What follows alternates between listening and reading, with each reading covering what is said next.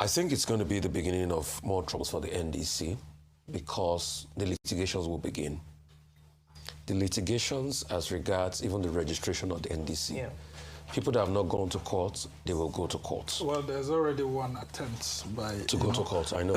So it will begin. Because you see, as Nigerians, the idea here is Obi not being on the ballot. That's the problem.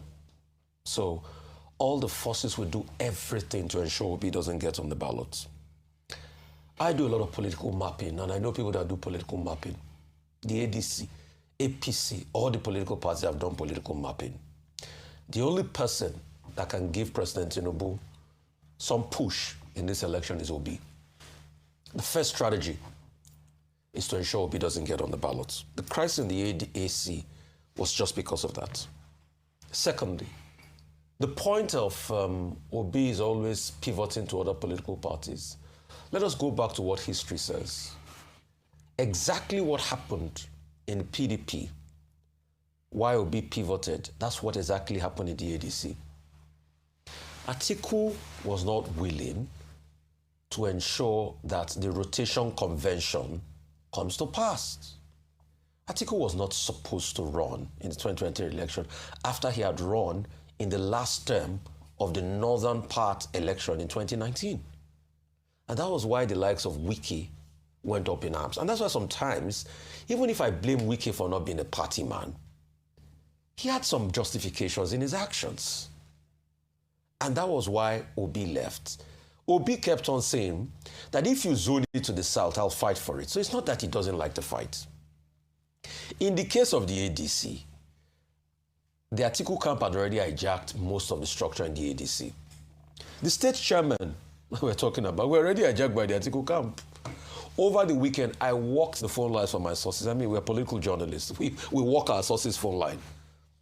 Most of it was already a fait accompli. So there was no way Obi was going to be able to thrive or get a fair situation in this election process. That's why he left. Yes, I know he tried to be cute about it by saying my elder brother Atiku is because of the court case. Peter, Gregory, Obi, you and I know that it is not because of the court case that you left. It is because you were already boxed into a corner. You can write a statement to deny what I said. It's your prerogative. And you know you were already boxed into a corner. And because agreements were not listened to. Part of what I heard was discussed in the Ibadan consensus by one of my sources, I might be wrong, was that there was a conversation about the ADC candidate coming from the south. But people reneged against it. The Atiku team reneged against it. These are the things I'm walking the phone lines and my sources are saying. So I know the Atiku camp will come out and debunk all the things I've said. It's for you to deny. It's for you to debunk. I mean, mine is for me to speak my truths and you to rebut. So once that did not fall through and the consolidation had started, Obi had to leave because Obi wanted to be on the ballot. Yes, you might make an argument and say, why is he moving all around and everything? He has an ambition. For those that argue, why is Obi moving around? Why is Atiku still running as at 20 from 1993 up till now? And some people are saying, Atiku, this might be his last lap. This is not going to be his lap. If Atiku is in good health, he will run in 2031. Mark that down. He has his ambition. Yes. You know, former Liverpool coach Bill Shankly famously said, people think football is about life and death, but they are wrong, it's more than life and death. For politicians, politics is more than life and death. Atiku Abubakar's ambition is to become the president of Nigeria. As long as he's in good health, he will keep running until he gets the ambition, the aspiration, and it's his goal. Secondly, what will this do? The first winner will be President Tinubu. But anyway, I had always known that they were going to disintegrate because there was no way they were going to agree in the first place because the ambition of Atiku Abubakar was more palpable than stepping down. And when people kept on saying elder statesman.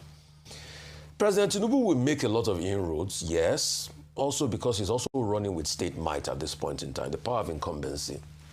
So it's not going to be as easy. And this is not a Buhari that allows things run. So the votes Obi said he got, the votes Obi got in the last election, he might not get as much because there will be many factors. The other argument I would like to make in the Southeast, you see, President Tinubu, they can tell you that they will give you votes in the Southeast. I'm not sure Nigeria's politics is so mature to the level that people in the Southeast will see Obi on the ticket and see you on the ticket and decide to vote you over Obi. It will be a miracle if Nigerian politics has gotten to that level. So, as regards the South, I see seen a lot of inroads. The South-South is quite split and all of that. But I think what will herald these elections even more that we should be careful about are the things about the electoral laws that have made it pretty much to rig. So it's going to be an election that, correct me if I'm wrong, and I pray I'm wrong on this, there might be a lot of rigging across board.